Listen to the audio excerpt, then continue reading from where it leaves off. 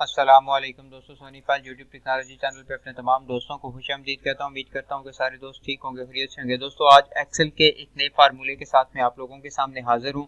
अपने टॉपिक की जानिब बढ़ने से पहले मेरी आप तमाम लोगों से ये रिक्वेस्ट है, अगर आप मेरे चैनल पे नए हैं तो सबसे पहले चैनल को सब्सक्राइब कर लें, साथ ही बेल आइकन पे जरूर क्लिक करें ताकि मेरी हर आने वाली न्यू वीडियो की अपडेट आपको नोटिफिकेशन में मिल सके। हमने ट्यूटोरियल स्टार्ट किया हुआ है MS ऑफिस और उसमें हमारा पहला सूट है MS एक्सेल।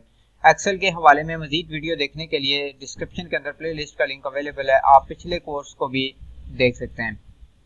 आज की इस वीडियो में मैं आपको बताऊंगा एवरेज के फार्मूले के हवाले से कि अगर आप एक्सेल की शीट के अंदर डिफरेंट वैल्यूज की एवरेज लेना चाहते हैं तो उसके लिए कौन सा फार्मूला आप इस्तेमाल करेंगे। तो चलें दोस्तों, स्टार्ट करते हैं आज की इस नई और इंटरेस्टिंग वीडियो को।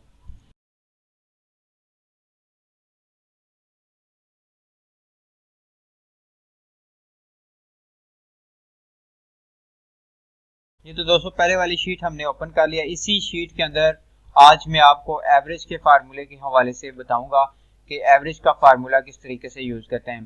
दोस्तों, यहीं पे फार्मूला एवरेज फार्मूला लगाने के लिए सबसे पहले आपने उसी तरीके से equal AVERAGE average bracket start, आपने जितनी भी वैल्यूज हैं जिनकी एवरेज लेनी है उनको सेलेक्ट कर लेना है। फॉर एग्जांपल मैं 3 नंबर्स की एवरेज लेना चाहता हूं जिसमें इंग्लिश, मैथ और उर्दू है। इन 3 की एवरेज लेता हूं कि एवरेज नंबर कितने आए। तो ब्रैकेट क्लोज करने के बाद एंटर, ये हमारी एवरेज आ गई है कि इन 3 सब्जेक्ट के अंदर एवरेज मार्क्स जो हैं वो 75 हैं। इसी तरीके से फार्मूले को नीचे ड्रा करेंगे तो ये तमाम सेल्स के ऊपर ये फार्मूला हमारा अप्लाई हो जाएगा। ये देखें, पॉइंट के बाद काफी डिजिट हमें दे रहा है, तो अगर आप पॉइंट के बाद 2 डिजिट चाहते हैं तो यहाँ पे ये देख लें डिक्रीज डेसिमल और अनक्रीज डेसिमल। हमने डिक्रीज डेसिमल के ऊपर क्लिक करना है तो ये कम करता जाएगा।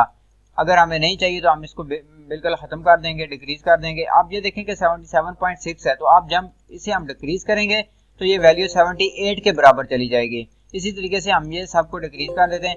अगर आप चाहते हैं कि आप बार बार ये ना करें तो यहाँ से फॉर्मेट पेंट को उठाएं और इसको नीचे ड्रा कर दें, तो ये तमाम वैल्यूज इक्वल हो जाएंगी।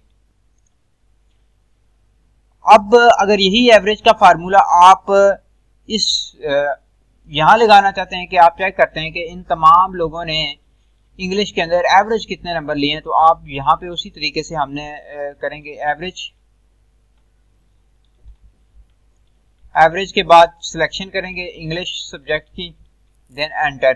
तो एवरेज मार्क्स हमारे पास 65.7 है, तो राउंड अबाउट ये हो जाएगा 66 एवरेज मार्क्स हमारे पास आ जाएंगे इंग्लिश के। इसी तरीके से अगर हम इसको इस तरह सीधा ड्रा करेंगे तो ये तमाम तर सब्जेक्ट के हमें एवरेज मार्क्स यहाँ दे देगा। ये था दोस्तों एवरेज का फार्मूला, किस तरीके से एवरेज ली जाती है एक्सेल शीट के अंदर। उम्मीद करता हूँ कि आज की ये वीडियो आपको पसंद आई होगी। इंशाल्लाह नेक्स्ट वीडियो में मैं आपको एक नए फार्मूले के बारे में बताऊंगा।